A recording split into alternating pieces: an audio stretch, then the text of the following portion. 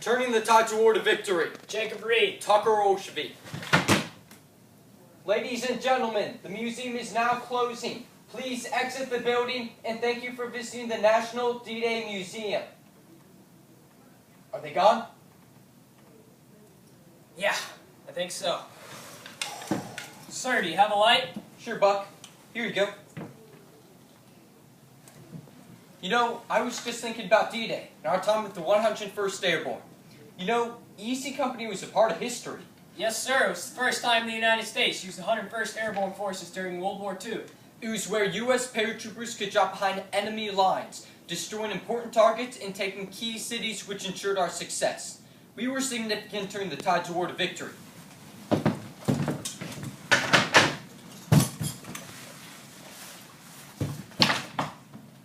Company, attention!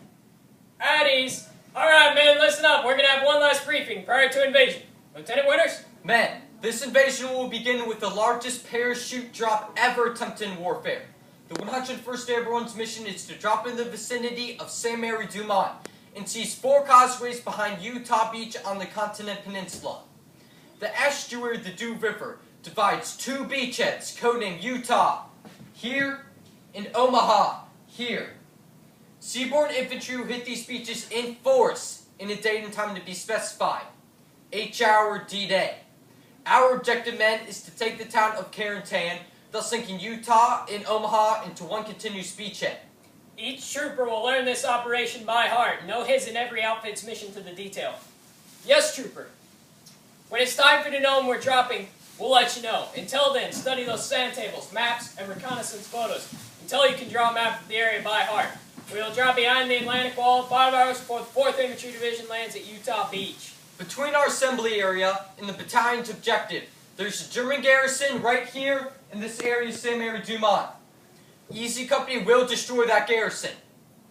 Before we get underway, I would like to share with you a message from General Eisenhower.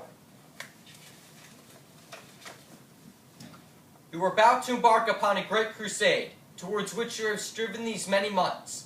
The eyes of the world are upon you. Your task will not be an easy one. Your enemy is well-trained, well-equipped, and battle-hardened. He will fight savagely. I have full confidence in you, and we will accept nothing less than full victory. Good luck, and let us all beseech the blessings of Almighty God in this great and noble undertaking. Any questions? Company, attention! Dismissed.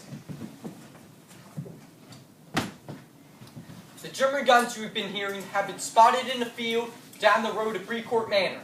Lieutenant Colonel Strayer wants us to take them out. Does Strayer know the Easy Company only has 12 men? No, it didn't come up. That doesn't matter. That's our mission. There are 2 guns that we know of, firing on the Utah Beach. We plan on the 3rd and the 4th, here and here. The Germans are in the trenches, with access to the entire batteries, and machine guns covering the rear. We'll establish a base of fire, move under it hard and fast with 1st and 2nd squad. How many Krauts are we facing? No idea. Lead Gott, you take the 1st machine gun with Petty. Plusha, Hendricks, you take the other. Who does that leave? Compton, Malarkey, Toy, Garnier. We'll be making the main assault, understood? Yes, sir! Alright, man, weapons and ammo only. Drop everything else. Petty, Plusha, you get those guns stocking. Once you've established a base of fire, assault force, move in! I have spotty memories of the action at Brecourt. I remember springing through hedgerows and jumping into a trench. The Germans were armed to the hilt and firing at us. That one ran out into the open. I tossed a frag at him. The grenade was right on the money and killed him dead. That was my first kill. Ask me today what it's like to kill a man in combat? I won't say much. I have no idea who he was, what he did outside of war, or if he had a family. You just don't think. A sense of duty had long since taken over. I will say this. Our attack on Brecourt has been written up in the military textbooks as a model of small unit assault. Nothing seemed very by the book about it to me. It seemed more like ad-lib fighting, developing strategies as we went along. Maybe that's it all. The American military man is taught ingenuity. If he's thrown into a chaotic situation, he figures how to dig himself out. I don't remember when victory was last declared at Brecourt. all the German guns were eventually silenced. History has shown that we saved a lot of lives with the troops landing at Utah that day. If our action saved any of the boys' lives, well, that's part of what we were there to do. Buck, you received the Silver Star, and I received the Distinguished Service Cross that day. But success in military operation isn't about medals. It always feels short-lived. You shoulder your rifle, and you move on to the next battle. The 29th Division coming from Omaha is linked up with us to drive the Germans out of Carentan. This has secured the beachhead, but it can't be established inland until we take Carentan. This will be tough, due to 3 reasons. Lack of sufficient armor and artillery, the skill and determination of the defenders, and the hedgerows, 6 feet high with narrow lanes dividing them. They're more like trenches, so solid they could stop a tank. I know. Each hedgerow is a major enemy position. There's so damn many of them. This is about as bad a place to mount infantry assaults can be imagined. But it has to be done in the task force of the 101st Airborne. Our battalion will be attacking down a road on the southwest side of Carentan. This will put us in a position to cut off or trap the German troops that will be forced from Carentan by the remainder of the division. They will be forced to use the swamps and flooded areas in their retreat or face annihilation. Okay, I want 1st platoon on the left, 2nd platoon on the right, and 3rd in the rear to secure the intersection. Move out! Just as the attack started, the German machine guns started firing down the road. I can still hear those rounds buzzing overhead. That gun was in a perfect position at the perfect time to wipe out our entire attack. Our men on both sides of the road froze and kept their heads down the ditches. To my rear, Colonel Strayer was hollering at me. Get them moving, winners! Get them moving! I dropped all my gear, jumped out the ditch with my M1 in hand, screamed at the top of my voice.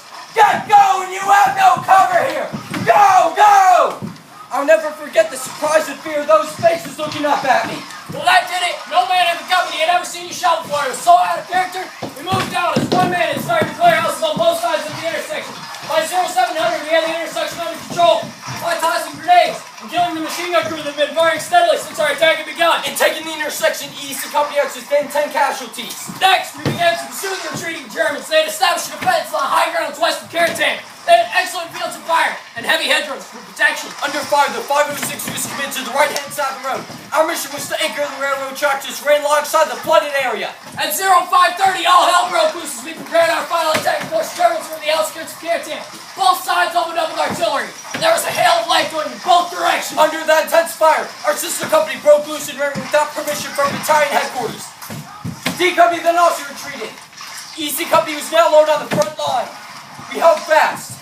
A German tank tried to break through a hedge on our left flank. But Lieutenant Welsh and his pursuit command sent it around through its unarmored belly. By mid-afternoon, we were finally relieved by the 2nd Armored Division, consisting of approximately 60 tanks and fresh infantry.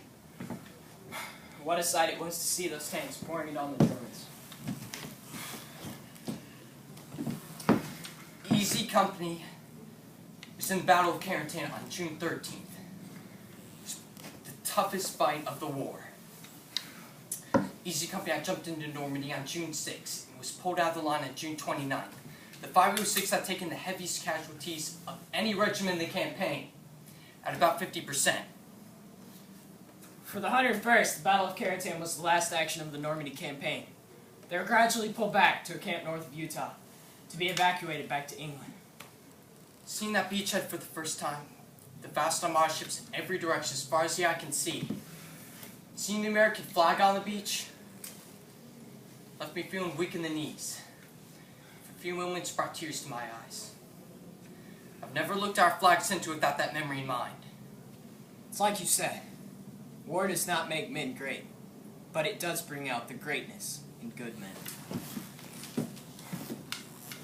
My memories always return to EC Company, two-time a group of young men joined together to fight for freedom and to liberate a world from tyranny. No one will ever be forgotten.